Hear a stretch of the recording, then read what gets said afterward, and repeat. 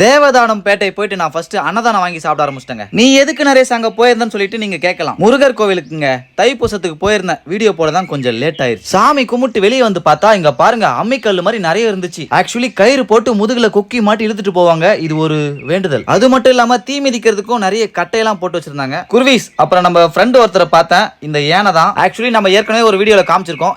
எந்த வீடியோன்னு சொல்லிட்டு கமெண்ட் பண்ணுங்க. நான் எதுக்கு இந்த ஊருக்கு வந்திருக்கேன்னா இது வந்துட்டு எங்க மாமாவுடைய மாமியார் ஊர். லாஸ்ட் இயரே தைப்பூசத்துக்கு இந்த ஊருக்கு நான் வரலாம்னு நினைச்சேன். பட் ஆனா வர முடியாம மிஸ் ஆயிருச்சு. பட் ஆனா இந்த வாட்டி வந்துட்டேன். இங்க பாருங்க எனக்கு தெரிஞ்சு கிட்டத்தட்ட ஒரு 300 காவடிக்கு மேல இருக்கும்னு நினைக்கிறேன். எவ்வளவு பேருங்க. அதுக்கப்புறம் மயில் காவடி எல்லாம் எடுத்தாண்டாங்க. பார்க்கவே சூப்பரா இருந்துச்சுங்க. இது எனக்கு புதுசா இருந்துச்சு. அதுக்கப்புறம் அந்த ஊர்ல என் தம்பி அருண் ஒருத்தர் இருக்கான். வேற யாரும் இல்ல என் மாமாவுடைய மச்சான் தான். என்கிட்ட சொன்னா ஆனா எங்க ஊர்ல துர்கை அம்மன் கோவில் ஒன்று இருக்கு. அது செம பவர்ஃபுல்னு சொன்னான். ஓகே ரைட் சூப்பர் அப்படின்னு சொல்லிட்டு அங்க போயிட்டு ஒரு அட்டெண்டன்ஸ் போட்டு கிளம்பிட்டாங்க. போற வழியில ஒரு குடிசைங்க நல்லா இருந்துச்சு.